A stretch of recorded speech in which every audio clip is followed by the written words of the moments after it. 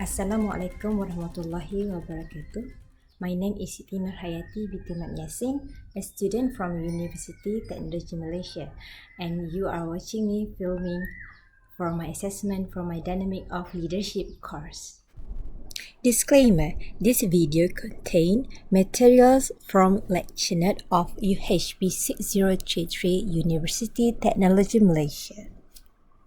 In this video, I will talk about how to implement contingency theory among 21st century leaders. As we know, we are living in an era which competition is everywhere.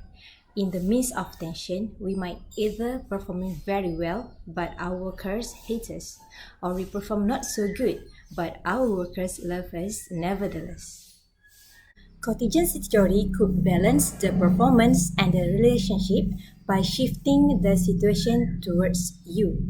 You must follow only 2 steps to implement the contingency theory. The first step is to identify the leadership style.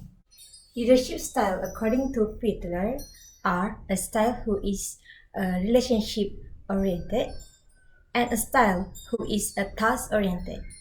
It could be determined through least preferred co-worker skill. Workers have to circle numbers closest to the traits to represent the leaders from their point of view. At the end of the workers' assessment, the circled numbers will be summed up and the values will represent the style.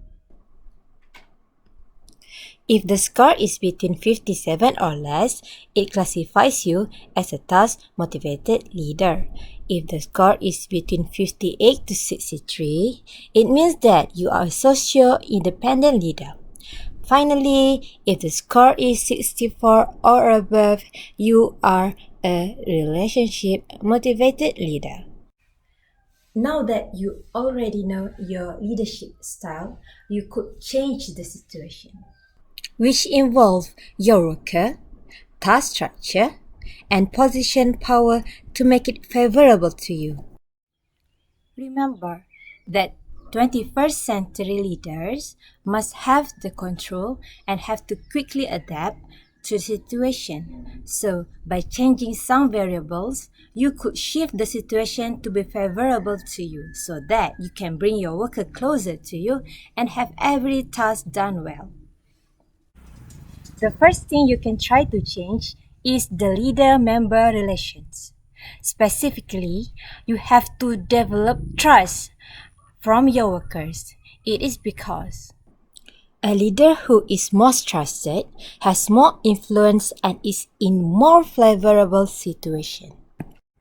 Secondly, you have to manage tasks carefully. You have to distribute tasks evenly and systematically among the workers. You should do the budget correctly to when it involves time and money. The outcomes might shift the situation favorable towards you. Thirdly, you must use the power as a leader that you have wisely. People tend to listen to a leader with greater authority.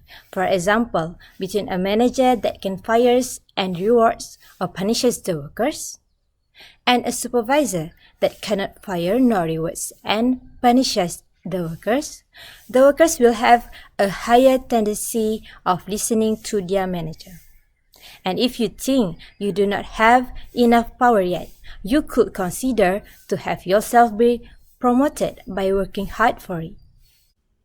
At this point, I have shared the ways that the 21st century leaders could try in order to implement the contingency theory.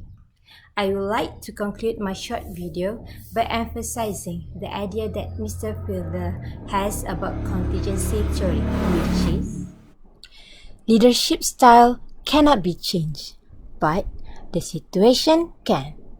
Finally, I would like to thank you, Dr. Jamilah, for giving this assessment, and thank you to you, whoever watched this video until the end as well.